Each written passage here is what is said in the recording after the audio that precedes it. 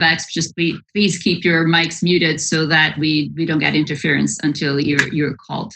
So the program today is timely as it is. Latin America is collectively diving into debt. Yes, again, it's unprecedented times for sure. The countries are taking incredible measures at different levels, at varying depths, but incredible measures, and fiscal expansion in other areas.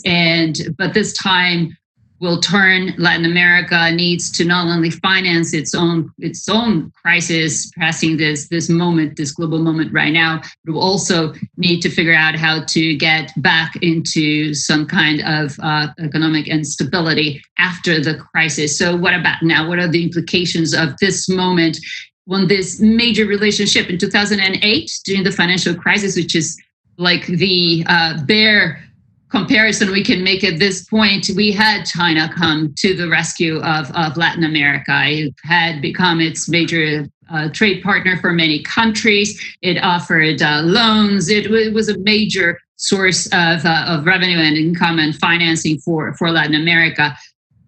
Can this happen again now when it's a global crisis, when Latin America is not the only one needing help, when China itself is also suffering? So what about now? What can we do? What's going to be of this major relationship? And to discuss the role of China today in the region, we have whether they may or may not be willing and able to come to the rescue of Latin America. We have this incredible panel with us. They have impressive bios, so I'll have to shorten it a little bit. Here's a short try. We're joined today by Margaret Myers, as she joins us from Washington, D.C. Margaret is director of the Asia-Latin America program at the Inter-American Dialogue, a voice that we all need to hear when it comes to understanding China and its relationship with the region. She has published extensively on China, Latin America, and the Caribbean, and also testified to U.S. Congress committee on this relationship. She's definitely a source that everybody needs and wants to hear from.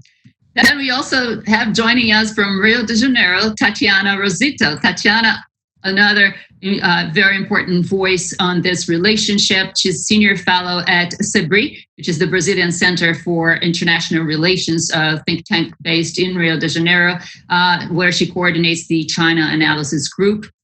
Tatiana is a diplomat, an economist, and has spent 10 years in Asia, serving at the Brazilian embassy, including in China. And she was also Petrobras chief representative in Beijing until 2019. So very knowledgeable of this relationship in there, especially on this area of commodities. And we also have joining us somebody that I am privileged to call a colleague, Eric Farnsworth. He's vice president of the Council of the Americas and has been leading the DC office since 2003. And before ASCOA, Farnsworth has held multiple positions, also U.S. government, from State Department to senior advisor to Western Hemisphere policies in the Clinton's White House, and has shared his deep thought leadership on this issue, on the region, this relationship also widely.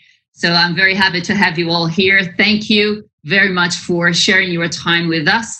And I would like to start with Margaret. Margaret, you shared with us here at AQ at America's Quarterly a very interesting piece and that you co-wrote with Kevin Gallagher that actually spurred us to further this discussion.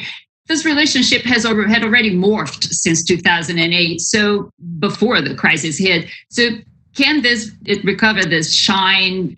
Can China be a silver bullet? Yeah, well, thank you.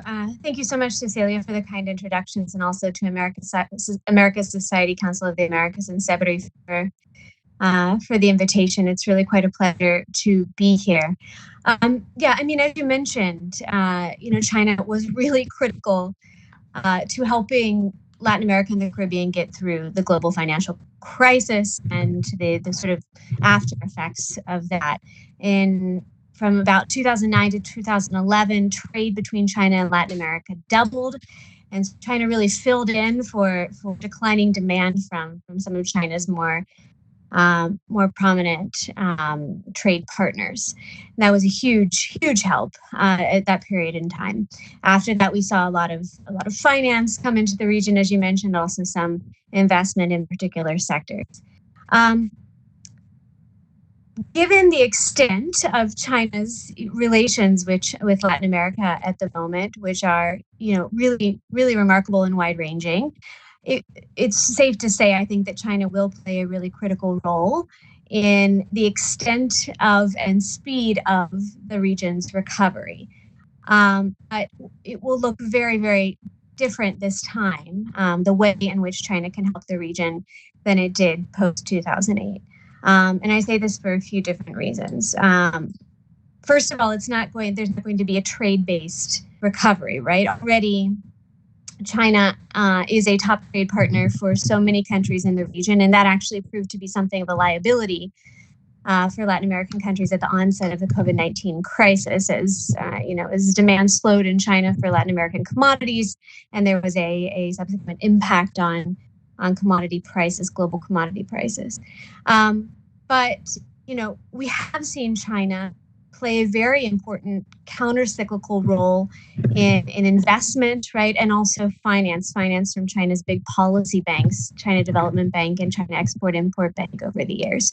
So could that happen again at a moment of really critical need, infusion of capital into key sectors?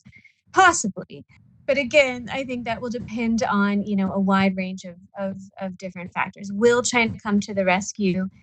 That depends, I think, first and foremost on China's own economic recovery prospects. And right now, those are pretty bleak. We saw Wuhan open up yesterday, which is a great sign. There's traffic going in and out of the city, but still so many things are closed and thousands of businesses have closed permanently across China.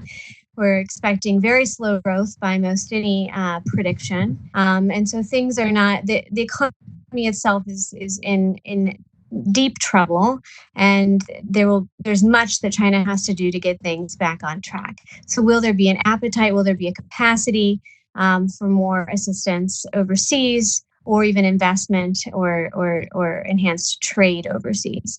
There's also this question of whether China wants to. I mean, there's been declining interest in Latin America, or at least, if not declining, a sort of slowing of activity of growth and activity in certain, very important areas. For example, finance. We've seen a really rapid decline in finance to the region for the past 5 years. And last year, we saw just $1.1 billion being given to Latin American governments. So if that was the case before this crisis, will there be an appetite for more engagement after the crisis? That's a really critical question. So much, I think, also depends on the nature of China's stimulus. We don't know what it'll look like yet or how extensive it'll be. Already, China has considerable debt problems, so a huge stimulus might not be in the works. But what will it look like? And will it further on domestic investment in some really strategic sectors? For example, artificial intelligence, or further development of green transportation, or 5G dissemination throughout the region. If this happens, then China will be, developing even more capacity in these really critical and interesting areas, and that may translate to certain forms of engagement overseas in these particular industries or sectors. And then also, the extent of Chinese engagement also depends on the global outlook, right? Which affects China's own economy, but it depends also on whether there is some availability of credit, where there is the possibility of assistance from other international financial institutions, for example, the IMF, the IDB, be they regional or international. And of course, much also depends, and I'll stop after this so that we can continue the discussion, but so much also depends on the extent of the economic impact in the Latin American region. And I think that will really vary considerably on a country-by-country basis. And depends, the extent of and type of assistance that China can potentially provide will depend on just how bad conditions are in the ground in Latin America. Can, for example, China engage in some debt forgiveness in some of the hardest hit countries, assuming there is some Chinese debt on their books. So a lot of this is sort of dependent on a wide variety of factors. Yeah, thank you, Margaret. Yeah, Latin America is not bound not to be the only one shopping for finance and assistance right out there. So but this is more competition. And Tatiana, I want to get to you now. You left Beijing not too long ago from your position there, and it was sort of a privileged window seat into this relationship in the commodities level as well, the business world there. So how would you characterize the starting point of this relationship where the pandemic hits, and where do you see it going? Hi, Cecilia. Thank you for this question.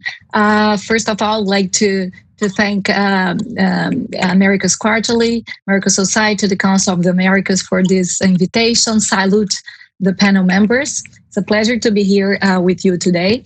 I think I will start exactly where Margaret left. I'll also congratulate Margaret on this article that inspired us to discuss this relationship today. And I will start from where she concluded. I think she suggested that, maybe Latin America should put together a plan just in case, right? I think it's time. It's actually urgent for Latin America to do that. But why do I say that? And what are the constraints for Latin America?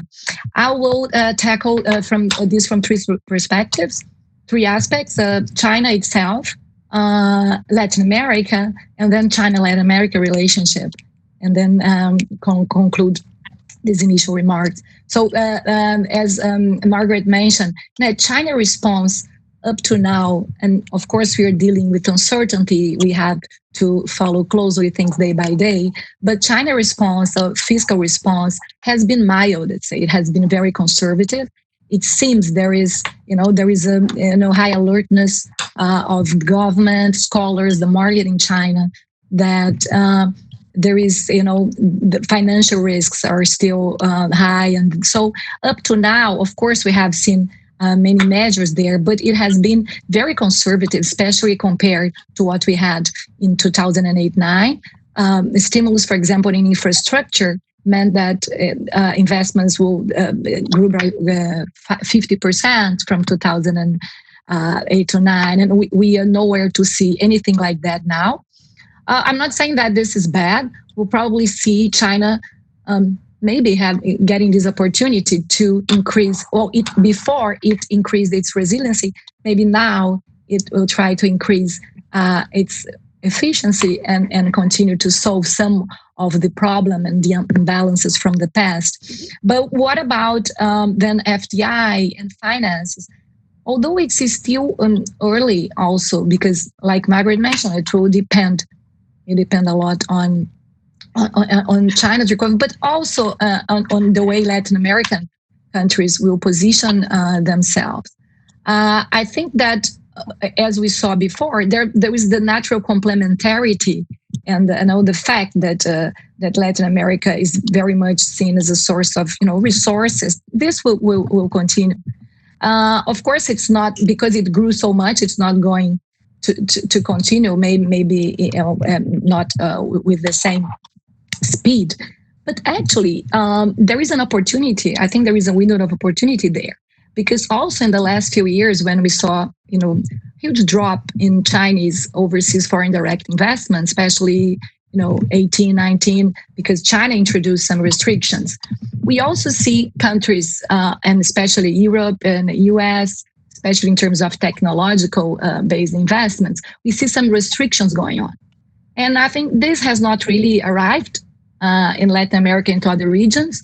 So I think my take is that FDI depends more on the enabling, given that we have an overall very broad and solid relationship, and the past experience we are in a critical moment, but we could have a little opportunity there. Now, the second topic that, well, Latin America, even before COVID-19, the estimates for growth in the region were not very high. About according to ECLAC, 1.3%, but ECLAC has just updated this to minus 1.8% in a recent report. Also, although we saw some increase in trade flows, and I would say a lot of that was due to trade diversion, due to China-US trade war. The fact is that world trade went down last year. Also, we just saw WTO has new estimates. Trade flows could go down to, exports could go to maybe even 30% this year. So for Latin America, for exporting countries, dealing with prices and also trade, this was not a very positive picture. Now, what about the relationship China-Latin America? Well, due to different political landscape in the region in the last 2 years, I think we had seen already a somewhat weakened relationships in terms of China and the region. I'm not talking now about specific countries, but we know that the chosen framework was the China CELAC Forum, which actually now practically is almost non-existent. So how can we talk about China, Latin America, bringing together solutions? Of course, we can always talk in terms of bilateral, and this will probably continue to happen, right? And of course, all the fora that have emerged during this time, like Prosur, they haven't filled the gap. So where do we stand? So despite these three aspects, I believe there is an opportunity for the region to take COVID-19 as a call to turn the page, and a call to, first of all, not to fall into the trap of having to choose between United States and China. I think this is first and foremost for the region and for, of course, many countries. We still have so many uncertainties along the way. I'm referring to rising nationalism, weakening of multilateralism, deglobalization, and all the more, the problems now with the crisis, both the first supply shock and then the demand shock and the recession or depression that is ensuing. So we'll probably see in the future a coexistence of this the need for more international cooperation, but also a complete lack of trust in what international organizations can do for that. So we have really to try to overcome this barrier. And to be more specific, put more bluntly, let's say, and I think I've seen that written by so many US American scholars recently. There is a gap in leadership in the world, and including also for the region of the Americas, that has been a lack of leadership from the US, as we had in previous crises, that has not been totally filled. And maybe China is not able to do that right now, although China has shown very impressive skills in dealing up to now. And when it really started, when it recognized the epidemic, and impressive skills, and also the application of all its governance, its efficient governance to deal and contain the disease, and also it's showing leadership in its cooperation, especially on a bilateral way with so many countries, and also humanitarian needs. So and there is also a huge effort by the Chinese government to try and have this recognized not only inside China, but also in the world at large.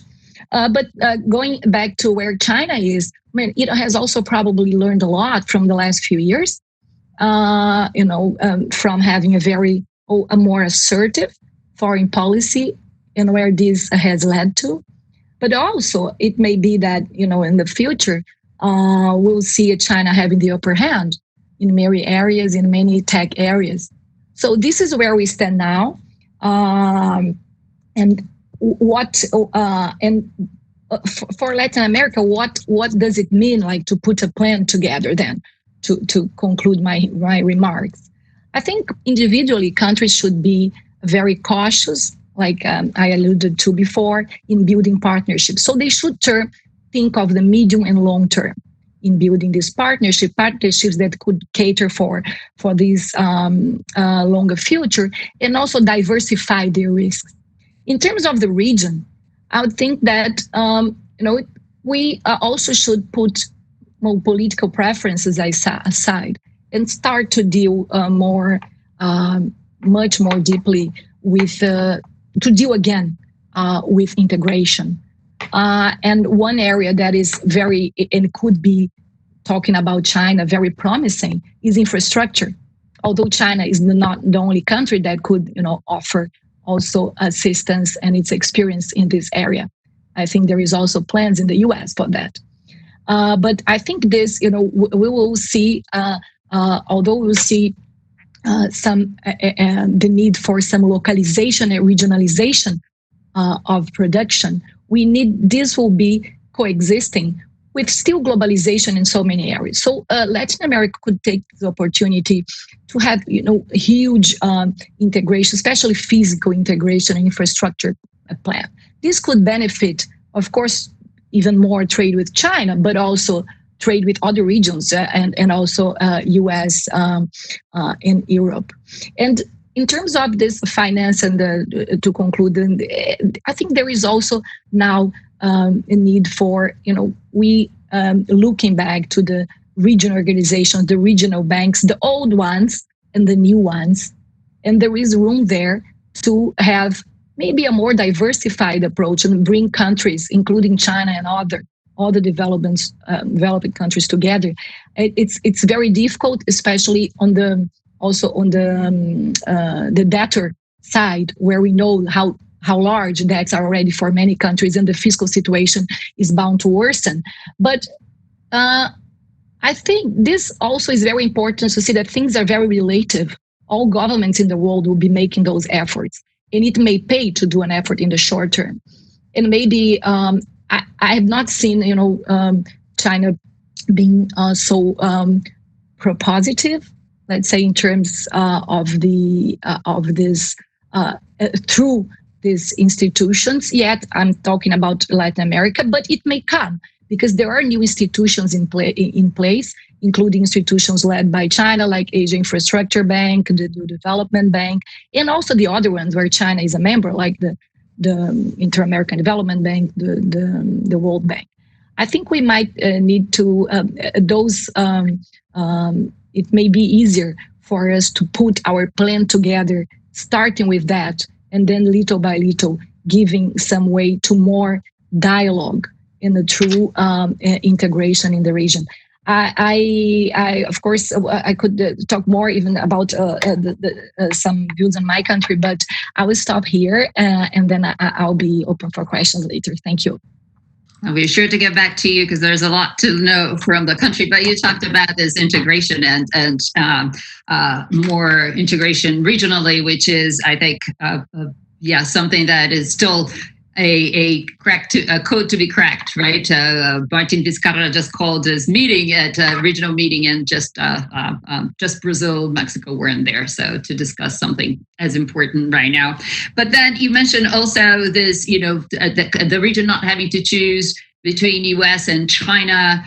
And that's an interesting topic. And I want to bring Eric right now because he can give us, more on that, also on the perspective of the U.S.'s leadership or lack thereof at this moment in the region, and whether there is this would entice a different dynamic going forward. How do you see a change? Of course, we have to be cognizant that the U.S. may change leadership as well down later this year. We don't know that yet.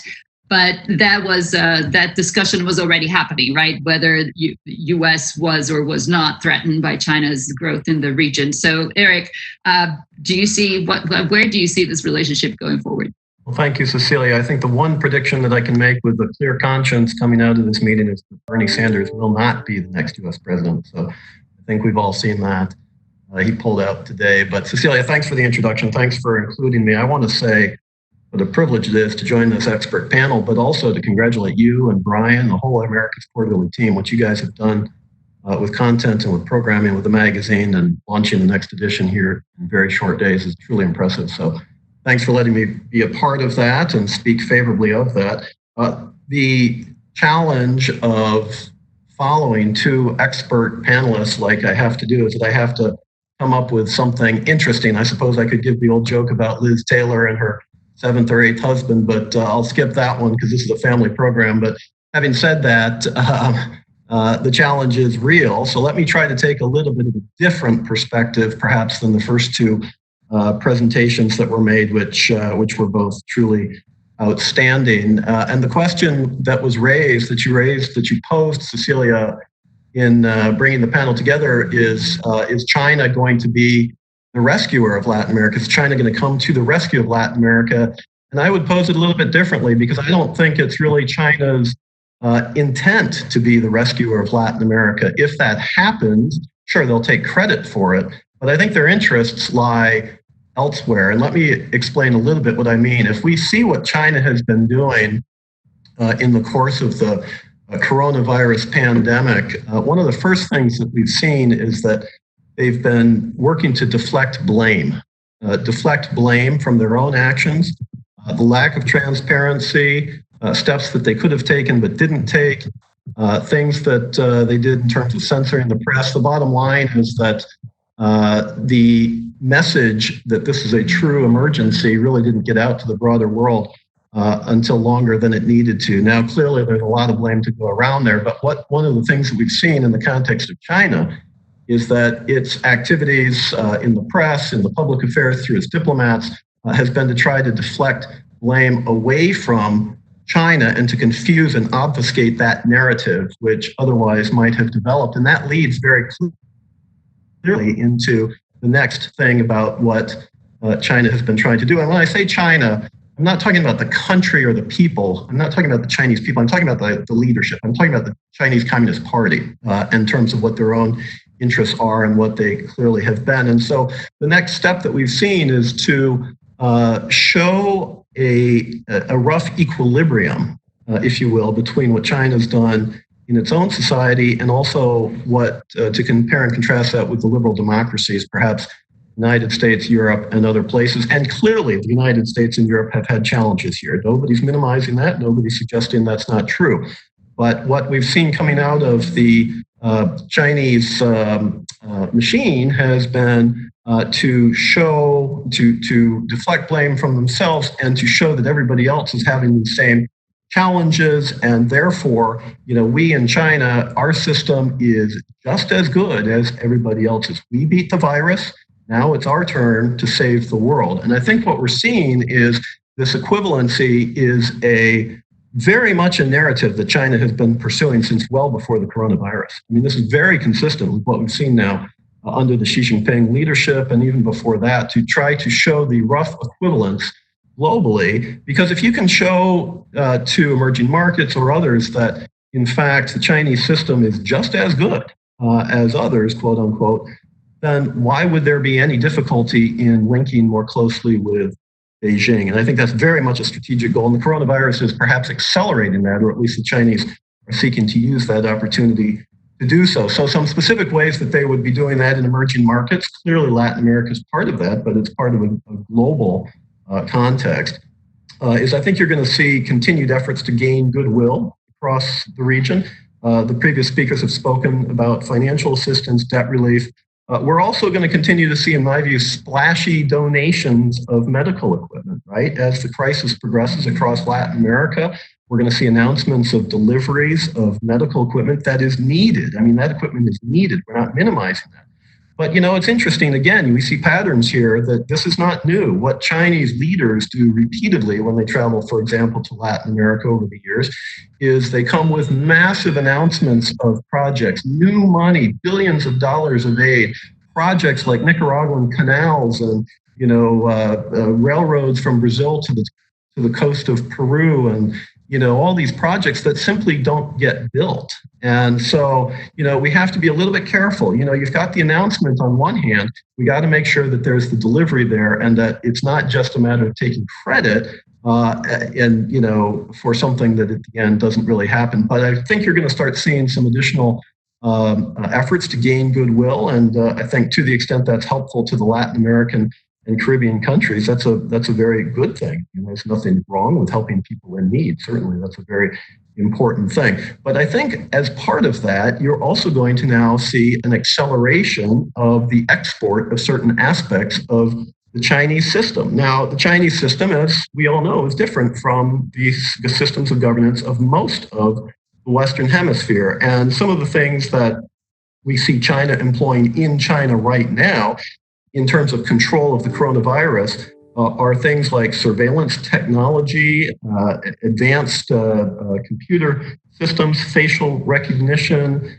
machine learning, and the application of these toward utilization to try to identify and control where the coronavirus is, where the hotspots are, crowd control, things like that. From a public health perspective, that's probably a good thing. Who's going to say we shouldn't have that information? The problem is that's dual use technology. That technology can then be, and often is, employed, and we're seeing it employed already in Xinjiang and other areas of China, to try to force social control. Now, the point that I'm making is, this isn't the discussion about China per se, but to the extent that that way of conducting public health migrates to certain countries or many countries in Latin America and Caribbean, that then becomes a temptation for the reordering of government structures. Now, we're not there yet. I'm not saying that, this is going to happen necessarily. We're talking trends. We're talking speculation.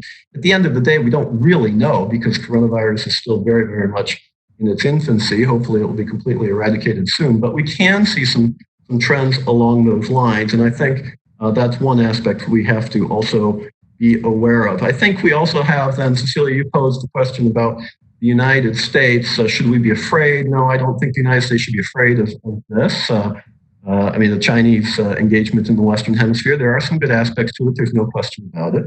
But I think we have to do a better job competing. We have to do a better job contending for the region.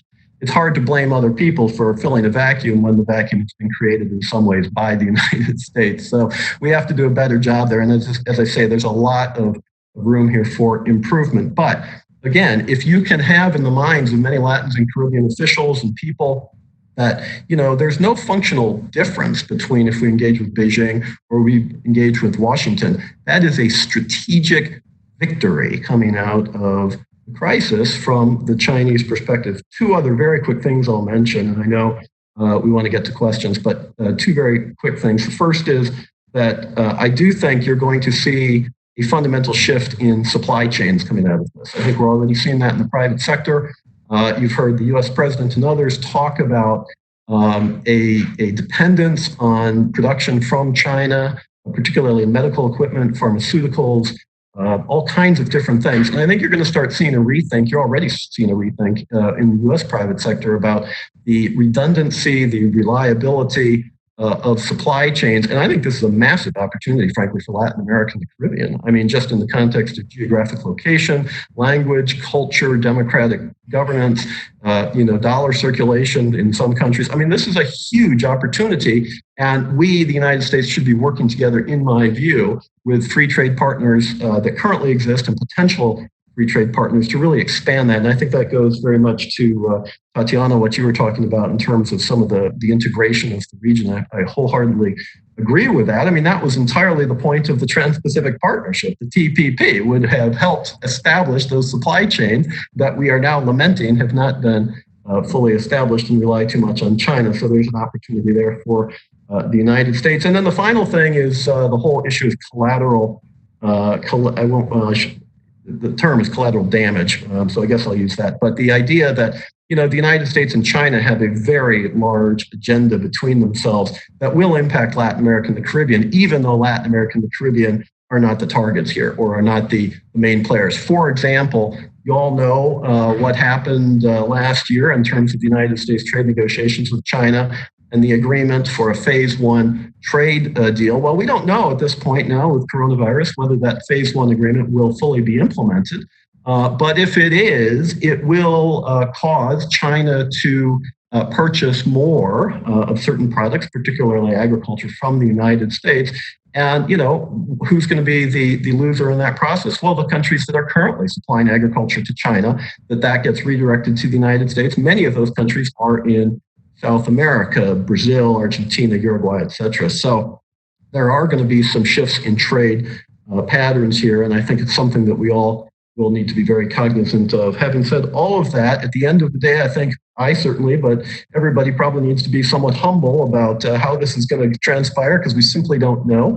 Hopefully it will be a positive trajectory out of this terrible crisis. And a year from now, we'll all reconvene and say, well, it wasn't really as bad as we thought, but we simply don't know. And so these are just some ideas to chew on a little bit, and I'll turn it back to you.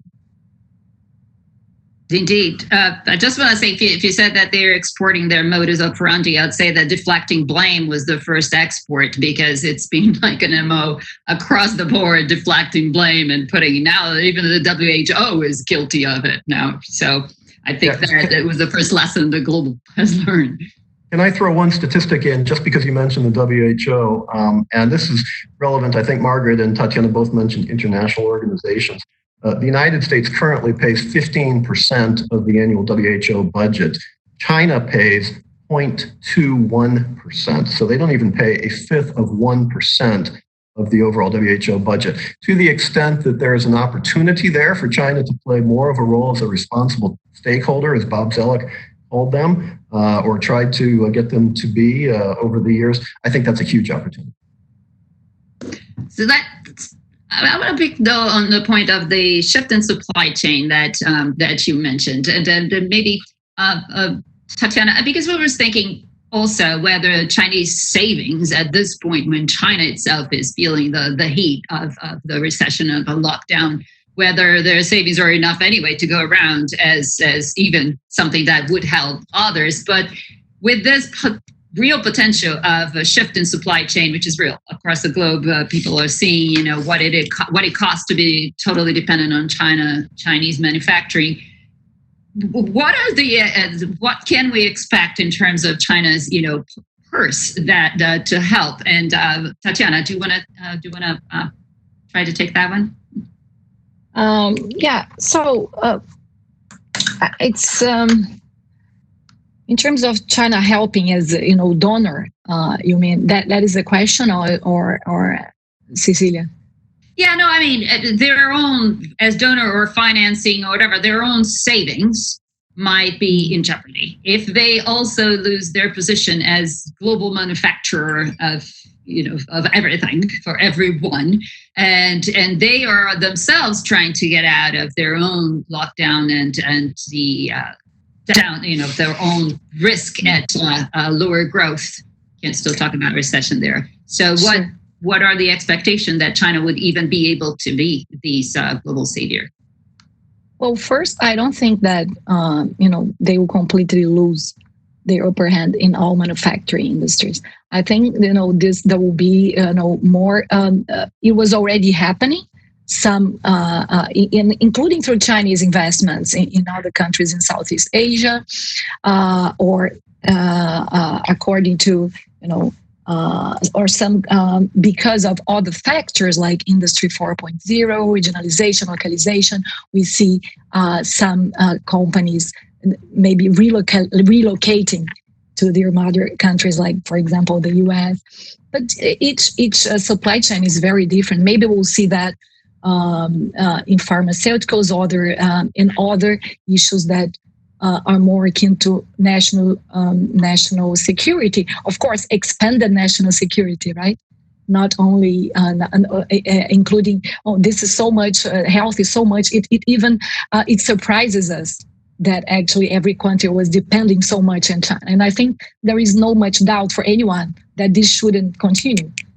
We should change, and I agree so much with Eric that then there is a huge opportunity for an increased enlarged American market. But also we must see that companies were in China because they were that was a very good place for them to be, right?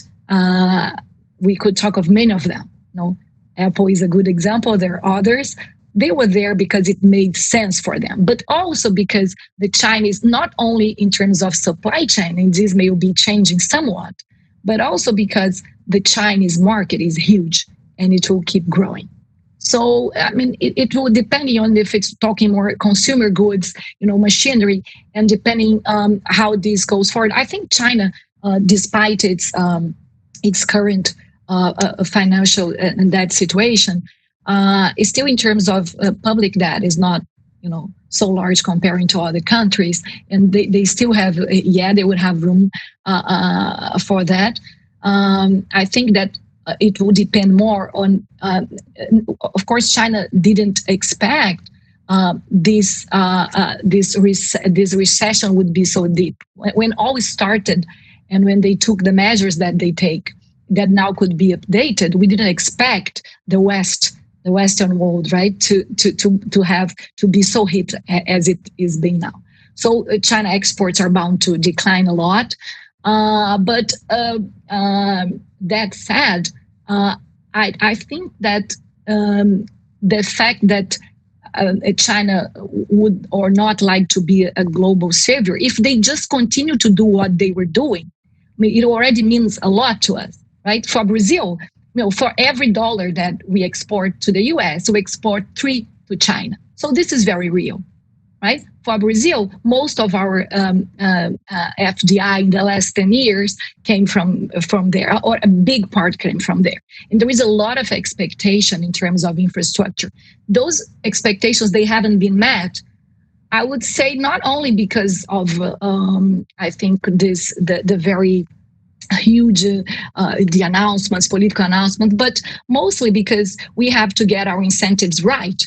And as we do it, they will come, and they'll probably come from China and from other countries too, hopefully, so that we have maybe more this push that I'm talking about, infrastructure. It has to be I think a good playing field for everyone. But I think China continued to be a very strong player, and if they could at least withstand the situation, it will already help the region a lot. Cecilia, could I also? Yeah, sure. Yeah, no, I just want to, and that all makes tremendous sense to me. I think I'd just like to again underscore the importance of China's own economic policy measures in the coming weeks, months, years, right, as they look to sort of to get things back on track. And we're already seeing a lot of efforts on the trade front, in particular, to sustain high levels of trade, but also maintain supply chains. And this is important not only to understand China's own prospects for economic growth, but also opportunities for the Latin American and the Caribbean region. And some of they just announced, I think yesterday or the day before, a few measures, setting up 46 new pilot zones for cross-border e-commerce. E-commerce is being emphasized extensively, right? That could provide some opportunities for Latin America, some interesting ones, including suppliers in Latin America. Support companies to build and share warehouses overseas, and, expanding the list of encouraged industries for foreign investment. These are all things that, that Latin American suppliers are going to need to keep a close eye on.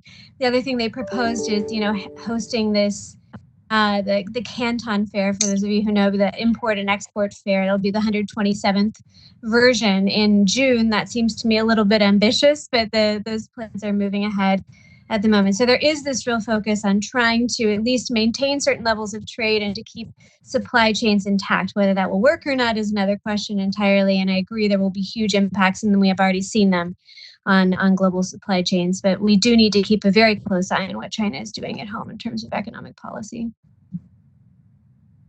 Yeah, we have a question on WebEx. So just going to remind everyone, you can ask questions by raising your hands. So we have a question here that kind of touches one we just said, Margaret, which is whether there is a Chinese policy now restricting export of goods from China to Latin America due to COVID-19, or restrictions of going outside of China to exports in some areas like health exports. we actually have seen them do some medical diplomacy, so to speak, even before, right? There were, the ships, friends that talking to friends at Diallo Gutino today, and they're talking about these, these medical ships that were sent last year on 2018. So do you see is that happening locally or in the specific points that there are restrictions specifically due to COVID-19? I don't honestly know. I know initially there were some restrictions on PPE, right, on personal protective equipment, but I don't know if that's still the case. And certainly we're seeing, pretty large shipments, certainly not the entire supply, but to countries all over the world. So I don't know if that particular restriction is still in effect. And right now, what I will say is they're seeing, really significant shortages. This is not a Chinese restriction, but really significant shortages in terms of grains supply across the board, whether we're talking about rice or wheat or otherwise. And that, of course, will have major implications for Latin American producers, but in a potentially positive way. So, I don't know. I don't actually have details on that. We have a question coming from our colleague, Roberto Simon. He posed it to you, Margaret, but I sure want to hear Tatiana take on that one as well. So we've seen China acting in a strong manner in Brazil against government officials calling COVID-19 the Chinese virus and suggesting that Beijing is the winner in this crisis. And we've seen strong responses from Chinese diplomats. So how far will China go in fighting this narrative in Latin America? For me first. Cecilia, is it you first? Yeah, it goes to you, Margaret, but after you, I'd like to hear from Tatiana on that one as well. Well, certainly China's extensive, propaganda apparatus has been hard at work in overdrive, trying to shape this narrative. And Eric, of course, alluded to this and has not held back, in criticizing especially government pronouncements or characterizations of the virus. This includes, in Brazil, but also Australia and a wide variety of other places. And a lot of this messaging is coming from the embassies in these countries, from ambassadors, but also, we see op-eds in China that point fingers as well and try to encourage, first of all, the use of COVID-19 over anything that would suggest that the virus originated in China, but also a collaborative approach to finding a solution to this particular issue. I expect this narrative shaping activity to continue for a long time. It is, I think, critical that China, among those in Beijing who are making these decisions and shaping this propaganda approach, that China is not held accountable for this crisis, and this effort to shape rhetoric overseas on the issue, but also these approaches to overseas medical mask diplomacy, if we want to call it that, are all part of the same initiative.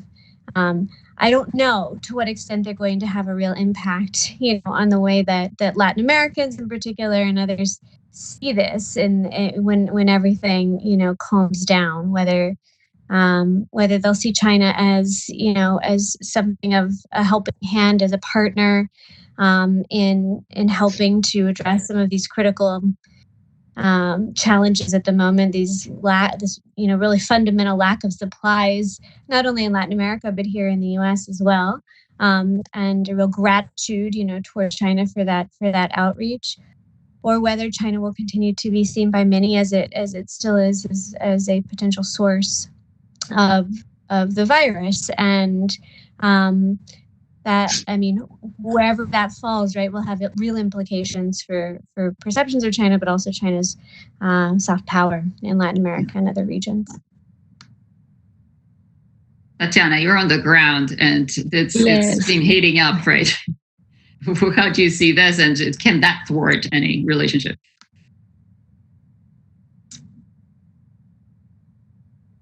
You're still muted, Tatiana. Sorry. Your mic is still mute. Okay. Is it mute now? Okay. Yeah, no, I can hear you. So I think we have to look at all this, the situation with understanding of what does it mean for politics in Brazil now, for domestic politics. Now, since pretty much the last, not only this year, the last maybe 2 years, the election, I think this,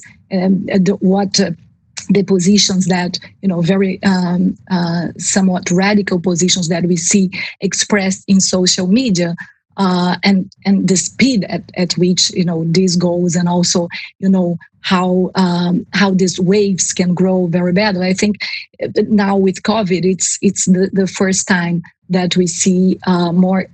We didn't see it's not a government position, but we saw a member of Congress. And we saw recently also a member of the government, although it was not a position championed by the government, but it was in his personal social media. And this gave rise again to new manifestations of Chinese diplomats. What we can see is that after that, and I would say that I agree, this is, let's say, one issue that has been elevated as a core point for Chinese diplomacy. So not only in Brazil, they are reacting. Chinese diplomats are reacting to that. We just saw also an opinion article by Ambassador Cui Tiankai recently to the U.S., also pleading more cooperation and looking forward for humanitarian cooperation and playing together. So here, and also because it is very much influenced by the heat of Brazilian social media and politics, and a very much polarized political environment, we also see different maybe tone of manifestation. But that said, we saw huge support for the Chinese side in terms, I would say, of society, market players, companies, organizations. Civil society was very much actually concerned about this new climate. So what we hope, and also take into account that we have a very solid institutional relation with China, and despite some specific mention that this may hurt, or it may signify for us different sort of relationship, formal relationship with China. The weight of Brazil-China relations is already, so dense, so broad in scope, and it has been so crucial for so many sectors in Brazil, especially, but not only, of course, agribusiness, that we remain confident that this could be overcome, and that we could see more moderate positions and avoid any sort of blaming. I think there is no point in really discussing or finger pointing or this blame diplomacy at this point. But just to also refer to something that Eric had mentioned before, I think nobody will leave this unscathed. Nobody. And I would say maybe China will have a strategic victory, but I think we I'm not sure how close we are from there. I think there is a lot of awareness also of all the very positive points of the Chinese governance and how they did with that, and all of the flaws, something to be improved and to be dealt with by the Chinese themselves, and also by the world in broader dialogues in international and regional organizations. So we need more participation actually from China, and we need more dialogue rather than this politics of blame. We have a question on Twitter. We are actually running late on our time here, but we have a question on Twitter that wanted to get to as well, which is how this crisis could affect China's approach to Venezuela in this crisis, arguably the most vulnerable country right at this point. Eric, I'm going to go to you first. Do you see they already, had lowered their participation there, but do you see China's approach to Venezuela having an impact at this point? I think China, it's interesting. China, in some ways, acts just like any other international investor in Venezuela. They want to get paid back.